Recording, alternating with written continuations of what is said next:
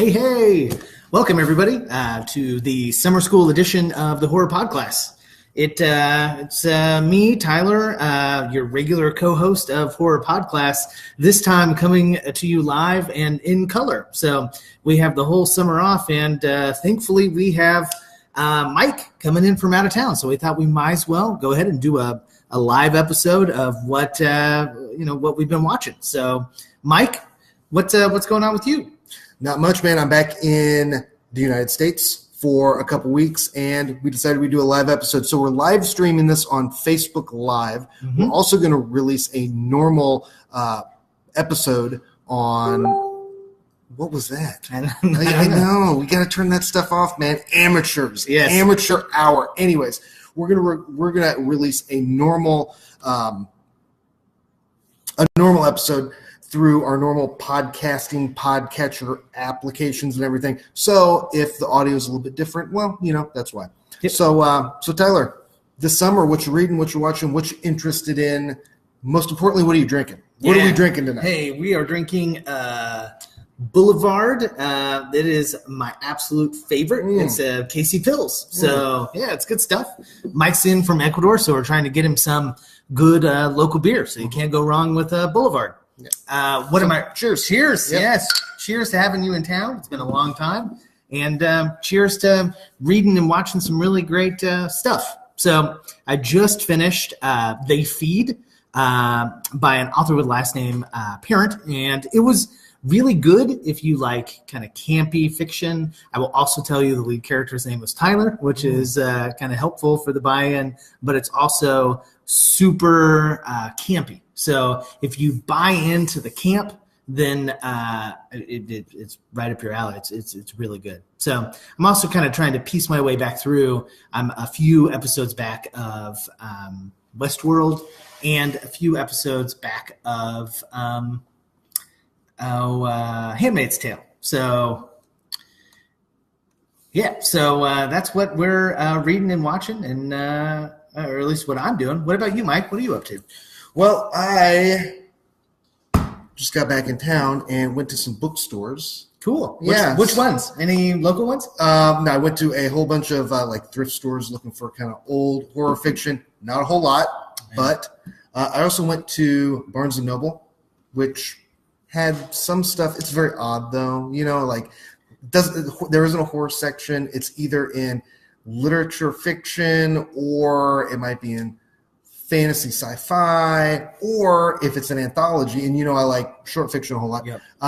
It's on the anthology shelf, which is way up, and nobody can see it, and you got to get like a ladder to get to it. Yep. But I did find something very interesting in the periodical section, which is the magazine of fantasy and science fiction. Cool. Which is really cool. And I've never, I've read a lot of stuff that has been first published in these, but I've never actually bought a hard copy and read it. It's interesting. It's it's kind of the same size as an old, like TV Guide or something. Yeah. And it's really cool to read. Seems pretty dense. So yeah. And it's got a story written by Gartner Dozois, who is probably one of the premier science fiction editors of our time, and he just recently passed away. So very good. Yeah. That's good that you are investing in that kind of stuff, because I have a feeling sometimes we miss the periodical section for really great literature. We should also mention that Fangoria magazine is coming back. And it's coming back in hard print. So you can find it in that periodical section, kind of like I'm sure you and I did way back in the 80s and the early 90s, when you could always find that magazine full of really great information. And the covers were awesome. Yeah. The covers would just kind of grab you and make you want to buy them. Right. So, and usually my mom would be like, oh, I don't know. But they were always pretty darn cool stuff. So it was good stuff. So Mike, you were telling me before we started that you have a Creepy Corners of the Web. Yes, I got into searching YouTube for maybe people who have read or have read some fiction that I like and narrated it and put it on YouTube. So I was looking for that, and You What? must have been bored. Wow. Like, do you type in like people that read Thomas Ligotti? No.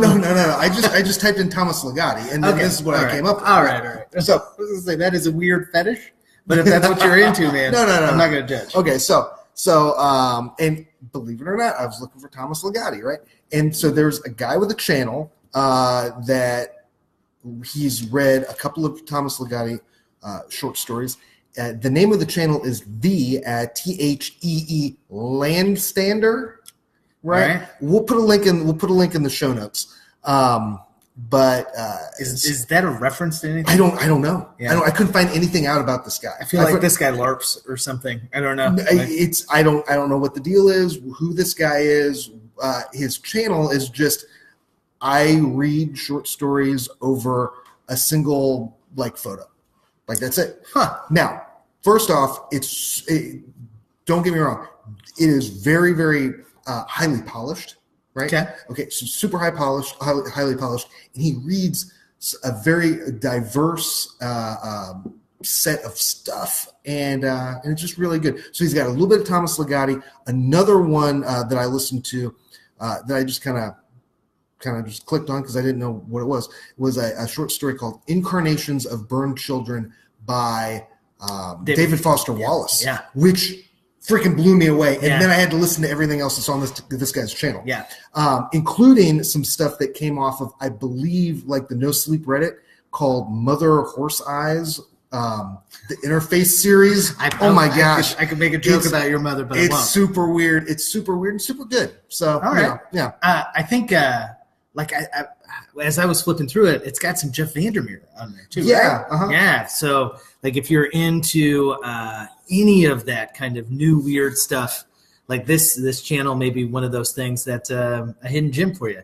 And as always with those dark corners of the web, 100% free. So totally take a look at it, and we'd love to hear your feedback if you like it, and if you. I don't know, maybe he'll read something if you comment on it. So yeah, maybe. Well, rock on. Bryson just joined the chat. Hey, welcome, Bryson. Welcome, Bryson. Hey. Probably at this point that we would ring our spoiler bell because we're going to go right into some analysis about Hereditary. And we should tell you, number one, we are going to spoil the heck out of the ending. So this will be available as an independent episode. But if you haven't seen the movie, what is wrong with you? If you are a horror fan, you haven't seen it yet, because it is really as good as I think people make it out to be. Mm-hmm. But also, probably it won't offend us if you want to move away and not necessarily listen to the rest of this, but catch it on the backside when we upload it into our regular podcast feed, because we are going to kind of ruin the ending of it. So Mike's going to ring the bell. Ring the bell for us, Mike. Great bell. All right. So Tyler and I both have a website called Signal Horizon, where we write about science fiction and horror and whatnot. Now we have a review of Hereditary up. Tracy wrote that, right? Oh yeah, I think it was a combination of Tracy and Katie both. So. And Tracy's in our chat. Hey, Tracy. Hey. So Tracy really liked the movie, and Tyler and I just watched it just like 2 days ago. Yep. Let's first talk about our first initial reactions to Hereditary, and then we're going to talk a little bit about what the director and what some other people have said about making some sense of the ending, because the ending is kind of a little twisty, a little weird, twisty, yeah. A little weird, way weird, yeah. way weird. And then we're going to give you our own take on it, which is completely different than anybody else's, but I think way cooler. Yes, agreed. Yeah.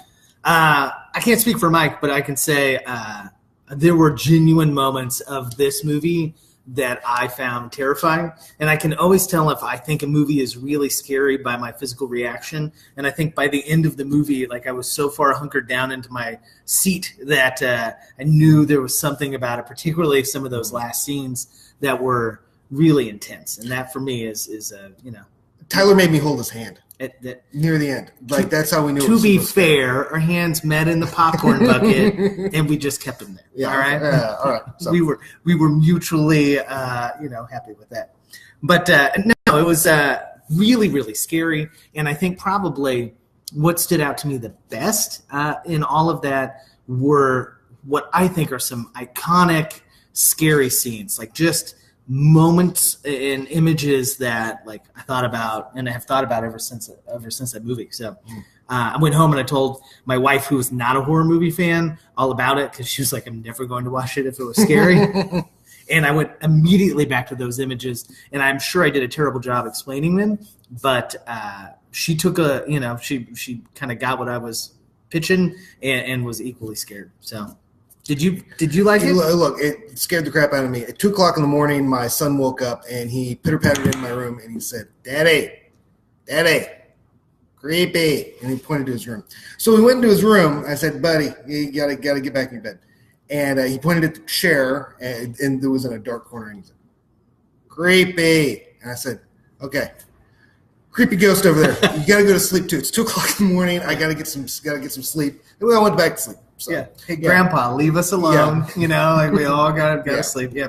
My son used to do this thing down in the laundry room when he was, like 2 and not really verbal, where he would like point at the corner. And like he would either wave or he would like blow a kiss at, or like he would interact with the corner of the laundry room, which was like way down in the basement, and like it used to scare the crap out of me. So it was never like he never cried or anything about it. So apparently whatever was down there was friendly. Friendly ghost. Yeah, but still scary. So and I think both of us mentioned how scary kids can be, and both of the actors, one of them's a teenager, but the other is very much still an adolescent or early adolescent, and their fear and their portrayal of things helps sell this entire thing because it really is scary. Yep. So, Tyler, what do you think that little eye means up there? This is the first time we've ever left. Yeah. Those are people watching us. Oh, okay. Well, all right, let's go. Howdy. Yeah. All 400,000 of you. Yes. Yeah. Yes. So, and we just lost one. Anyways, so I knew this Hereditary movie was going to be good when I first saw the trailer because it had a really good horror movie trailer. I mean, is that a ghost behind us? So when you watch a horror movie trailer, or if you're going to create a horror movie trailer for your own horror movie, here is the kind of checklist that you got to do. 1, you don't give away anything about what the plot is. Right. Okay. 2, make it as creepy as humanly possible. And 3, don't give away any of the best scenes. Right. I don't think that this trailer did all of those things. Yeah.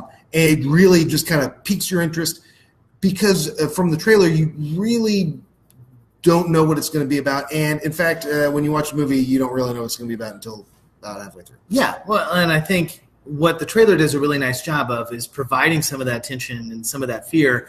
But those iconic scenes that I talked about 5 or 10 minutes ago, none of them are in the trailer. So like they're all new and you see them for the first time and they're, that's what makes them so terrifying. I think the other thing the movie allows you to do as the audience is share in the fear of the character, because a lot of times the director is confident enough in the direction that he's going that he'll let a shot linger. So the character finds out in essentially the same amount of time that you do, right? And it's that kind of shared experience like, oh man, this is not great, that really helps create that connection to the audience and why it was so good. Yeah. And you know what? I don't think there was a single jump scare. There might have been like one jump scare, maybe. Yeah. But did not rely really heavily on the jump scare, which is something that a good horror movie will do. Right. And I think rely on that. We see a lot of that in modern horror movies, especially. It's cheap and easy to create that kind of jump, to create that scare. But that's, in my mind, a little artificial because you immediately get that scare and get that adrenaline, but you don't gain anything from it. It doesn't create that sense of dread that is really present through 90% of this movie. I mean, this movie opens up with a level of dread that it just maintains. And if there is any knock or criticism I would have, I would say it's exhausting. Like you get done with the movie and you're like, Jesus, I need a nap, but I can't sleep because I'm too scared. So, yeah. So, all right, let's first talk about what I think is the axis on which this movie turns. Okay. Which is, if you just joined, Hey, Katie. Injustice, I'm looking at you. If you just joined, know that we're going to spoil the ending of the movie Hereditary.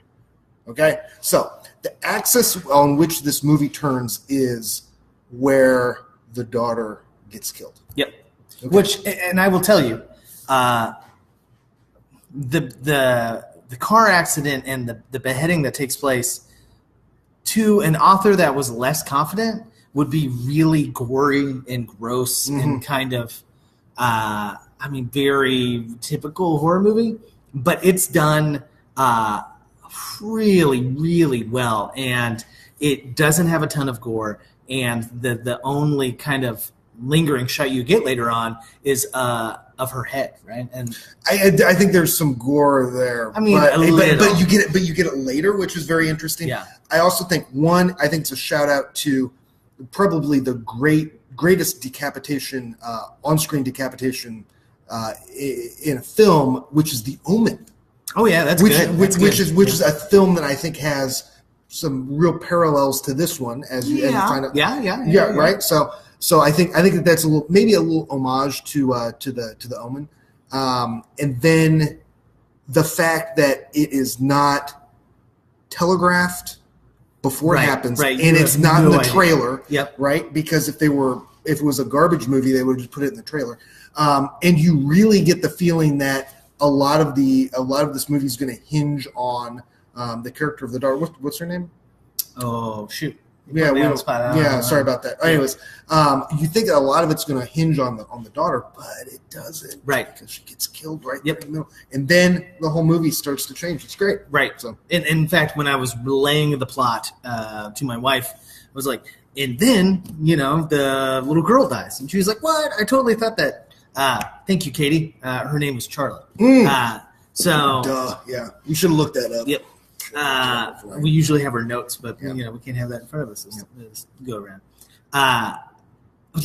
She was like, I thought that's what the whole movie was about. This kind of creepy little girl, and it's a huge head fake, but I think a really great one because the entire axis of the movie tilts, at that point. So I think probably now would be a pretty good time to discuss the point of view, because as we kind of get to our interpretation of the entire movie and certainly the ending, the bulk of this movie revolves around mom, right? The mother whose own mother has just passed away, and she's dealing with the grief of that, while also at the same time, trying to raise two kids of her own. There is a huge history of mental illness that we get there kind of at the end, or at the beginning, I should say.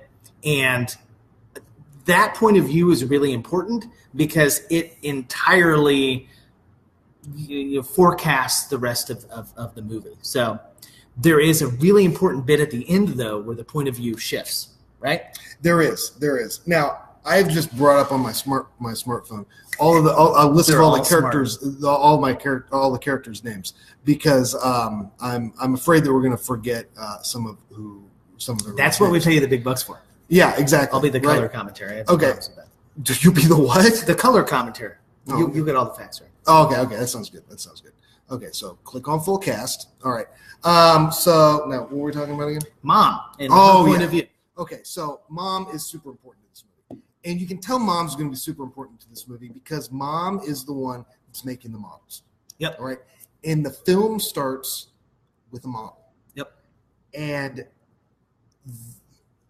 the first scene I just thought was so just really breathtaking in that you're zooming in to the model of the son's room, and then all of a sudden it turns real, which is, I don't know if it's difficult now with like CGI to pull off and all that kind of stuff, but it was pretty seamless. It was incredibly seamless. And you know what? I don't think you see that model again.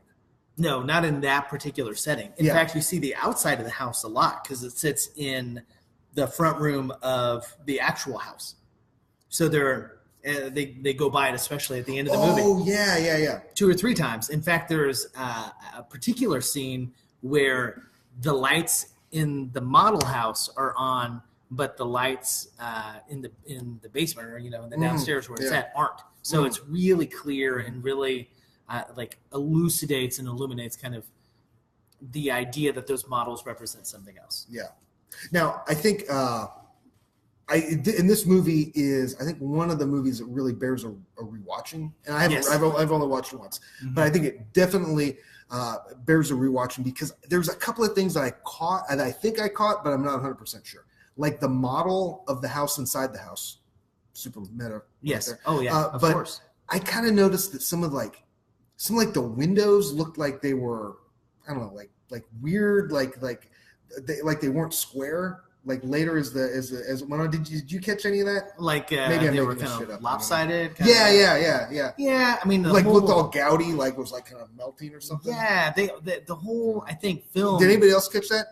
Yeah, I think the whole film shifts right after the accident, and everything starts to look off, right? And I don't know if that's purposeful or not, or maybe that's just how the audience feels because we are so uncomfortable because it is outside of what our expectations are. But yeah, the models are really important, and they kind of tell us a few things, I think, about the characters and about the setting and about what we expect. Number one, Mom goes into a big history of her own mental illness, and mental illness, certainly in our pop culture, has become associated with artists and like pain and that kind of stuff. So we tend to associate that with those two.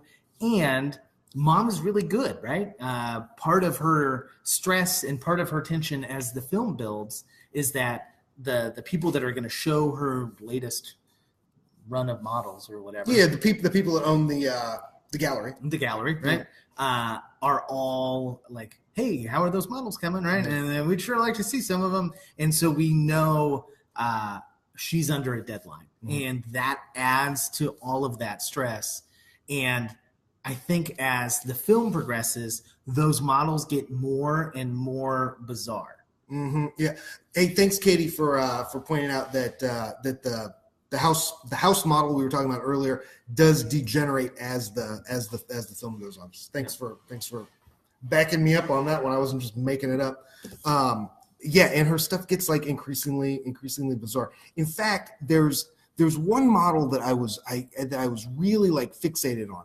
It was a very large model where it looked like there were kind of steel beams in the top of it. I kept thinking, what is that? And I think it was the gallery where these things were going to be put on display, and then she's got models inside of the model inside the gallery, in this weird kind of recursive kind of thing. Yeah. So, well, and as that, I should point out, it is as if those models get more weird, but I think one of the really first models that we get outside of the bedroom is when creepy shit starts to happen at the beginning of the film, where Mom sees Grandma in the corner, and then she turns the model of her mother around, and it's clear in the model that Mom is trying to breastfeed the grandchild, right? And I don't know about you, but weird I was and creepy. Right. I was like, whoa, all right. Normal night at the Unsel house, but for me, weird and creepy. Yeah. Right. So,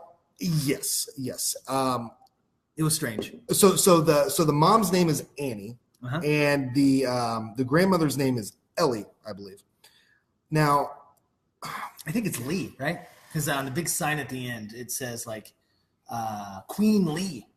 Does it say Queen Lee? I think so. Man, but maybe they call her Ellie because we are just so terrible. Speak for yourself. Terrible with names, right? Charlie. Lee, yeah, exactly. I got it. Yeah, totally okay, yeah, you're on it. Okay, so you want to talk about the ending? You want to get there? Or you want to? Yeah. All right. So just briefly, we've already given spoilers, but if you are the type that car wreck scene is just, I mean, out of nowhere, and if it is legitimately shot. I mean, that is something that you're never going to get back, right? That your feeling, head, yes. Well, not just your head, but just you're never going to get back the first watch of just how shocking that was, right? And movies rarely do that to me anymore. Yep. So that was something good about this. Yeah, and that entire the way that kid handles it, and like, there's been a lot of talk about Academy Award nominations and that kind of stuff that have come out of, folks like us that really champion genre fiction as good representations of just good fiction in general. And it is the reaction to her death by all parties that I think is really compelling and sets the stage for the kind of emotional turmoil and the kind of emotion of the end of the film.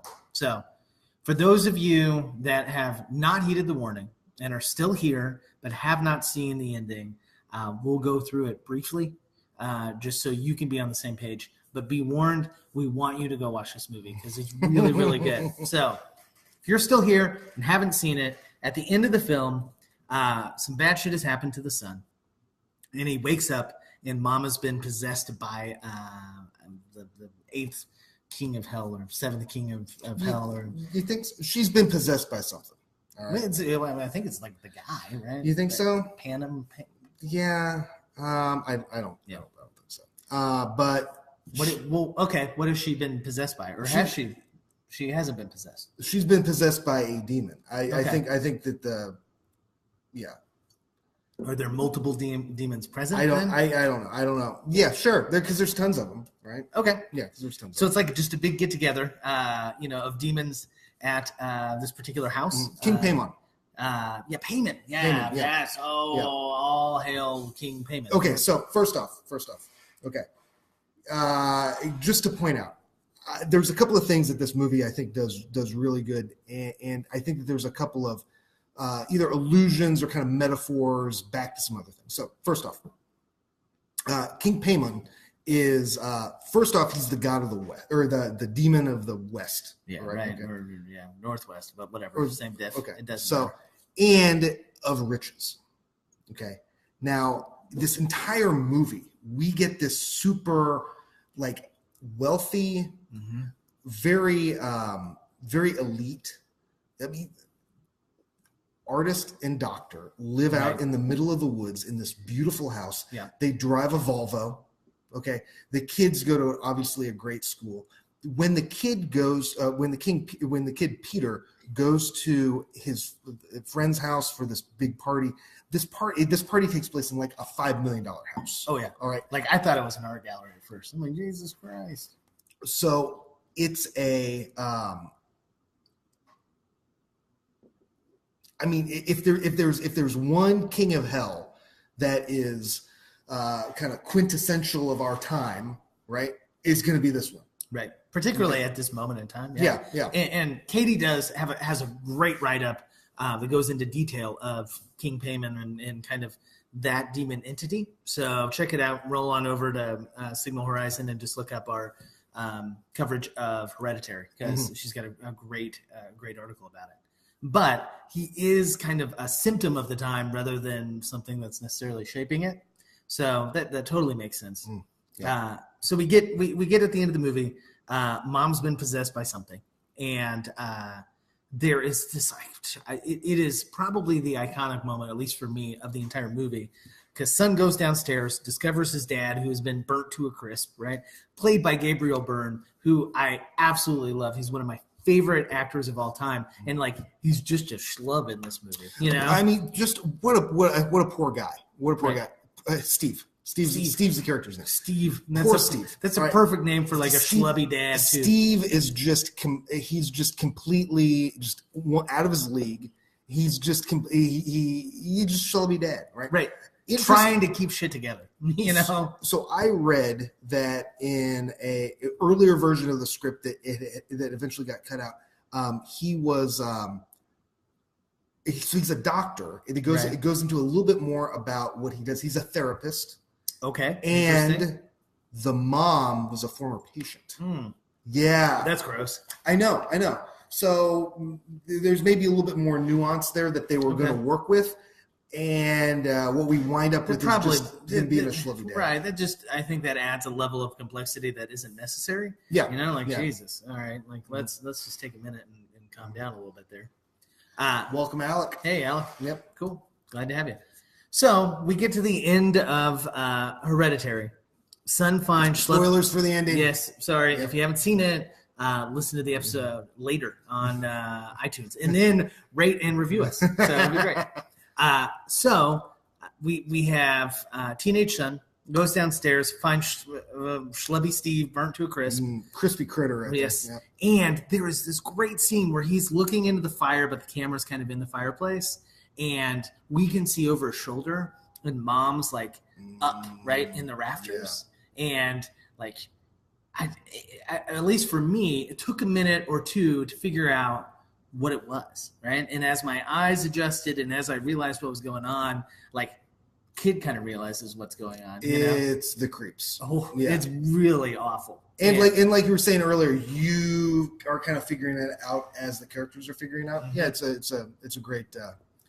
And then we get probably one of what felt like 5 moments of the entire movie that had action, and she like kind of comes down from the ceiling and chases him up into the attic. Right. Eventually, in the attic, he sees a bunch of naked, overweight white people, and that freaks him out. What's in your attic, Tyler? Right, a bunch of that's just who's in my house, Barry.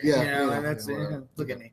So he sees that, jumps out the window. Long story short, he sees mom pulled into the treehouse. He follows her up there, and they knight him like King Payman, because like Payman has possessed his body, and he is no longer in charge of his own body, right?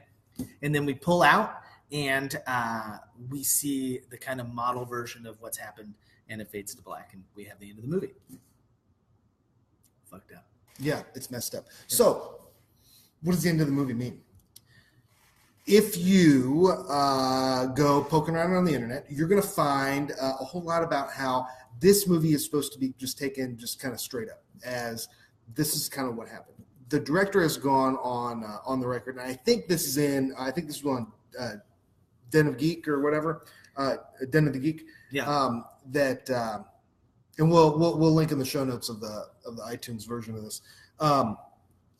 That basically the whole thing is just straight up. Right. For demon possession. Demon possession. Yeah. And he describes it as Rosemary's Baby from the perspective of like sacrificial victims. Sure. Who have no agency and who are just kind of like marching towards this inevitability of demonic possession or whatever. Sure. And I mean that's kind of bolstered by the fact of all the teaching that's done at the school. Most of what the teacher is saying at the school is all about Greek tragedies, right, and about do the heroes have free will or do they not have free will? Is it more tragic if they do or they don't? What do the gods have to do with this and that kind of stuff? Yeah. So that's kind of a way that it's used to reinforce that particular point of view, but it's not a point of view that I adhere to, that I believe. So the other thing that we should mention is there's a ton of literature already out there about Hereditary, some smarter than others, but and some smarter than, probably most smarter than us. Right, absolutely. But they discuss that idea that the inevitability of the future, the lack of agency that the family has to prevent demonic possession, is also a great stand-in for like hereditary disease, for mental illness as it runs in the family, and that kind of stuff. And I think that connection is really pretty clear. I think everybody, I don't care who you are and how great a relationship you have with your parents, like you reach a conclusion at some point like, oh my gosh, I'm turning into my mom or I'm turning into my dad, right? And most of the time that's met with mixed reception, to say it lightly. Yeah. Right. So like that idea that, oh my gosh, no matter like what we see and what we try to do to separate ourselves from that, maybe to improve, maybe to, like just change course, it's inevitable that we will end up, in some capacity, a reflection of the parents that brought us into this world. And that within itself can be a really scary thought, particularly with folks that are trying to I don't know, maybe escape some past abuse or see some of the illness that they will have to confront at some point in time. And yeah, man, that's pretty messed up. So I totally get it. So one movie, multiple meanings, multiple interpretations, and that's just kind of the way it works. Are you guys ready for our interpretation of this movie? Yeah, you are. Yeah, of course you are. All right. Tanner, welcome. Hey, Tanner. Hey, How's it Tanner, going, buddy? we're going to get some more beers, and then we're going to talk about our reading of this movie. So I should say we heard first about this movie at South by. It was the midnight showing at South by Southwest. And it got an incredible reception there. And almost everybody that left that screening was like, holy crap, it's terrifying. And it is amazing to me because I scoured the internet looking for folks that had some commentary about it. And I understand the way embargoes work and that kind of stuff. But still, I knew nothing about this film. So hopefully everyone here has listened to our spoiler warnings and will stop if they haven't seen the movie yet. But that being said, we explained how the movie ended. We've also told you how most of the time what other people have to say about it. Mike and I's discussion is going to be a little bit different. And here's why. Mike, tell them what you think the movie is. Okay, I'm just gonna set it up, and then I'm gonna go back a little bit and explain it. So, my reading of the movie is that it's all in the mom's head. Yep. The whole Mine time. too. The whole time. Okay? And that she has some events that are portrayed, may have actually happened, may not have happened, may have happened differently, and this is her way of coming to terms with it. And everything that we see is a model either in her mind or a model that she has created and has kind of acted out. Yep. And these are the reasons why. Okay. You want to start? Sure. Okay. Number one, and there are lots of reasons you can agree or disagree. Hey, feel free to leave us a comment right now and tell us if you think we're full of shit. But one of Tanner, it was terrifying. Oh, yeah. And I was the same way. It was really cold in the movie theater, so I wasn't sweating. But like, I was so far down in my seat, I could barely see over. His hand was sweating because it was in mine. It was in the popcorn bucket, Mike. All right. So, number one, I think the director does a really interesting job of cutting between scenes, and oftentimes he cuts between day and night, and we never get. We never get the sun going down. We never get a gradual increase and decrease in daylight. We go from night to day, from day to night, almost as if somebody's turning off or on a light. Mm-hmm. So if the entire thing took place, like say in her studio, right, it could just simply be somebody turning on a light or turning off a light. So that's an indication, and one of many indications that we get, that the things that we're seeing are not particularly right or not trustworthy, right? We have an unreliable narrator, kind of, okay, because we don't really have like a narrator like we would have in a narrated piece of like a piece of fiction, okay? So we don't have a true unreliable narrator, but so the Katie's talking about the switch in POV. Switch in POV, okay. That was our first sign that the entire direction of the movie was perhaps different than how others have said it was, right? Mm-hmm. If the movie didn't switch POV, then I think it would fit a much more traditional kind of narrative story, right? Yeah. But the protagonist shifts with 15 minutes left to go in the film, almost as if it's in mom's brain, right? And mom is giving us this sense of maybe guilt that she has about her son or whatever it is. But a traditional narrative film isn't going to suddenly change protagonists like that. It just isn't. Unless it's part of a bigger story somebody else is telling. That's the first thing that we found a little bit odd. And then I went back and started to look at some of the points in the movie that are not particularly I would say in line with causal reality. Right. Okay. So let's go back to the moment which this whole movie shifts upon, which is where Charlie is decapitated. Right. Okay. And I would say, not to interrupt, yeah. but we have talked about this in the past, and we genuinely believe that, like, there is probably a point in this film, and having only seen it once, it's difficult to kind of isolate that, where the film becomes less kind of an omnipresent narrative film, a traditional film, and more this kind of reflection of the model and what Mom's doing. And I think a pretty good period to make that delineation would be the decapitation of the daughter, because that clearly probably breaks Mom. I mean, you hear her, right? So I mean, when you go back, I think the movie to look at as maybe as the archetype for the type of movie that you can't believe everything you see is probably Jacob's Ladder. Oh, Jacob's Ladder is great. But if you go back to Jacob's Ladder and you try to find the point where, like Tyler was talking about, it shifts from being like reality to not reality, you eventually go back to the point where you say it's all. Jacob's Ladder is all not reality. Right. It's all made up. Right? It's all made up. Right. So anyways, so let's go back to that moment where everything kind of shifts. The pole. Much like Michael's mom, everything changed with the pole. So the pole where Charlie is decapitated on. The pole, we see it as they drive to the party and as they drive from the party. True. When we see it as they drive to the party, there is the symbol. Yeah, it's like ingrained in the wood too. It's not like painted. It's kind of difficult to see. It almost looked like it was like branded on there. Okay. It was almost camouflaged or something. Okay, so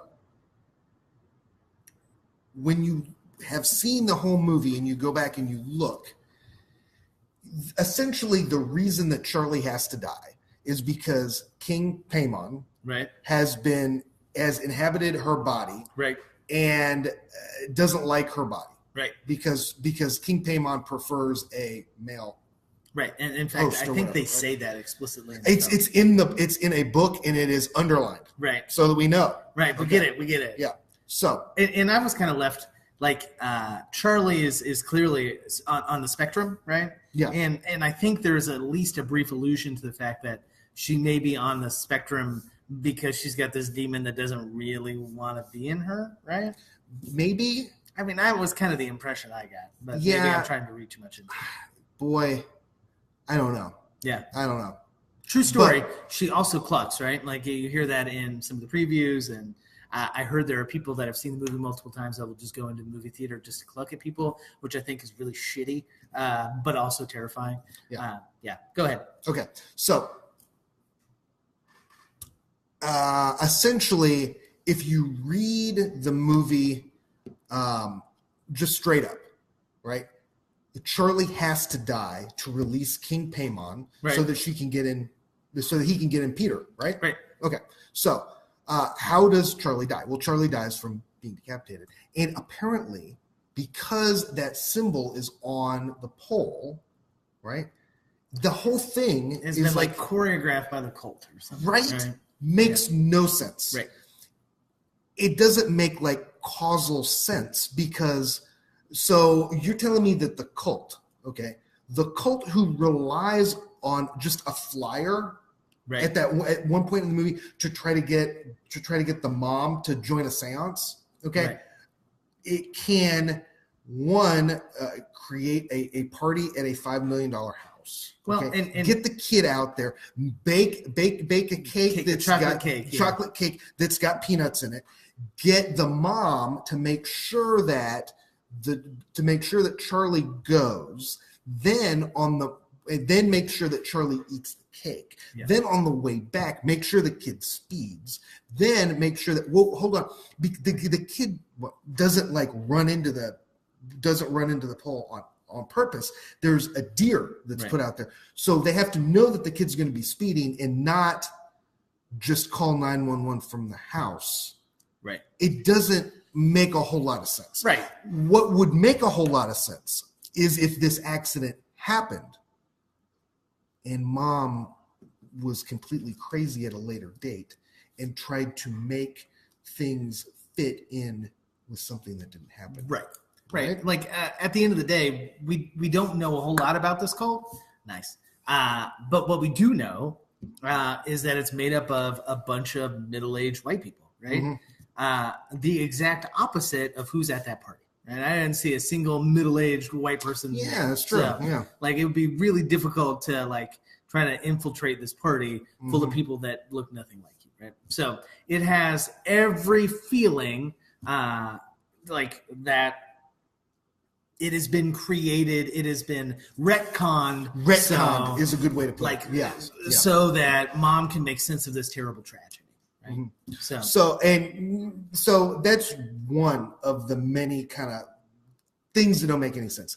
Another thing that doesn't make sense is that book, right? So they've got the book. It needs to be destroyed to destroy the link between the spirit world and the whatever world. There's a whole lot of stuff that doesn't make it makes like dream logic sense, but when you go back and you think about it, it doesn't make any sense. So when the mom tries to burn the book, the mom gets lit on fire. Oh my gosh, there's some sort of okay. Right. So then she says to the husband, "You got to burn this book, and it's going to destroy me too." And then he burns the book, but then he burns. Right. Poor Schlubby Steve. Because Schlubby Steve wasn't even going to do it, right? He was like, "You are batshit crazy. I'm going to talk to my buddies in the hospital, and I'm pretty sure you've honestly got a break. So it's time to it's time to go, right?" And she does it for him, and he gets burned to a crisp. Like, here's the deal, and here's why I like our interpretation better. If we don't have our interpretation, then there are no rules for the demon, right? There are no rules for this particular, King Payment, right? He can do whatever he wants to, right? He can orchestrate a car accident where a little girl gets her head lopped off and, can get all kinds of middle-aged white people to take their clothes off and come move into some country house in the middle of nowhere, right? Like, at the end of the day, you either create rules and then it's a really responsible and interesting horror movie, right? Or you don't, and then there is an artificial explanation for it. And in that context, that is, at least in my mind, a way more interesting movie. Yeah, way more interesting. So here's how the movie would be according to our kind of interpretation of it. Look, mom, we know, makes models. Right. Mom makes all these models. And then in her mind, the models kind of come to life. Yeah. Okay? And this explains, and what we're seeing is, and because all fiction is constructed, right?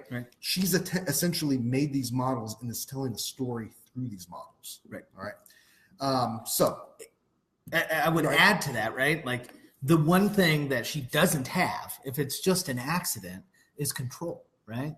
Like, the only way that she can regain control is to create these models, right? And she does that with the accident. And he's like, "Why are you doing that?" And she's like, "Well, this is just it's a neutral view. This is a neutral view of the accident." And like, that's fucked up, mom, like, right? No. But that gives her that sense of control that she doesn't have.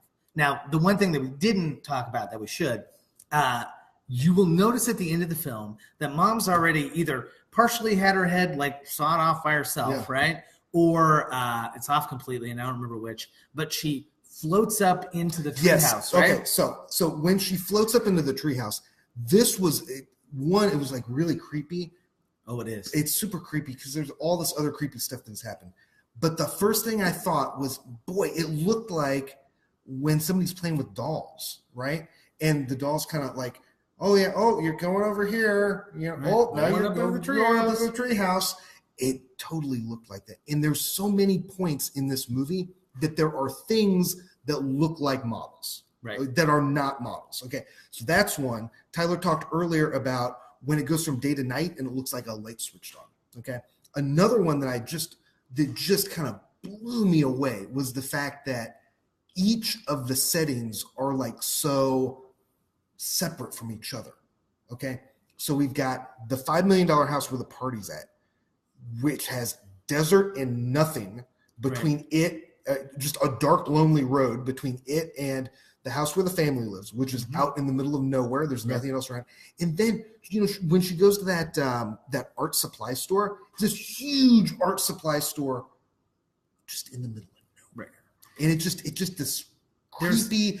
I mean, I think there's something to say about like the there's an absence of transition, I think, is what partially you're getting at. Yeah. Like we're used to seeing like transition scenes that take us from one setting to another, right? And that's usually where we insert dialogue or exposition or something, but we jump from one scene to another almost as if we're looking at one model scene and a different model scene. And that gets us to like one of my big indicators, which is there is very little kinetic stuff at all in this film. There's just not a lot of action, and it doesn't bore me. That's not what I'm saying at all. No. But like the chase scene at the end of the film is really the only time where you notice a ton of movement outside of like, I don't know, old boy's son, like beating his head against the desk and those kind of film. And I think it really goes to the confidence of the filmmaking is like tableaus, you know, like one character seeing another thing in the corner of his eye in the corner of the room and reacting to it. And that's what makes that film so compelling and scary is he reacts in much the same way that we would. But you could easily replicate that scene using a model and we would get the exact same feeling. So Katie's pointing out, what about Peter's break at school? Yeah. Peter's break at school is like, it looks like there is something invisible, huge, that is just taking him and wrenching him and then right. I mean just like a doll, right? Just like a doll, right? So yeah. Like super and also kind of notice like all the other characters except for mom really have this kind of flat affect the whole time. Yeah. Like there's not a whole lot of like I think that we think that with Peter we get a whole lot of depth and like we understand him, but why is that? I think it's because we get some of these like unbelievably like shocked like scenes of just him looking at the camera, and I think we how do you want to say it? We connect with him, right? But there's not a whole lot that's there. Yeah, there's not a whole lot of dialogue that he has, right? You know, in the real absence here is that there isn't an audience surrogate. There's not a character that is a stand-in for the audience, which tells me everybody is the audience, right? Like if it is a model, if it is a tableau, if it is not real, then everybody that views it is, including mom to a certain degree, because once it's a piece of art, she reflects back on it, right? So everybody is a member of the audience. So yeah, man. Our take is whole thing made up in mom's mind. She's either institutionalized or this is how she's processing. So at the end of the day, it is a thing. Oh, so, I think we just lost everybody on the live video. Oh, shit. Yeah, Katie Littleton says live videos messed up, dudes. Darn it, man. We just got to the best part. Yeah. I think we got through most of it. Yeah. So, I mean, I think there's just one more thing that I'd like to add, which would be, how would you do Hereditary 2? Hereditary 2, huh? I have an idea. Okay. Hereditary 2, Electric Boogaloo. I like it. Awesome. Yep. Awesome. We're doing it. Okay. Hey, next week, hopefully you can see us. If you can't, hey, whatever, you can listen to us on iTunes. Next week, we are going to be reporting live from Zombie Scholars Academy, our ZSA, my zombie camp that I do every year, where we're going to be examining all kinds of zombie movies and literature with a bunch of middle school and high school kids. So we'll be reporting live from the actual Kirk Memorial Studios. So it'll be great. So hopefully you will join us then. We will try this Facebook Live thing probably again at that location. You got both of us together. You can look at our ugly mugs. So until then, class dismissed. Class dismissed. Stay cool. The beard's hereditary. Peace.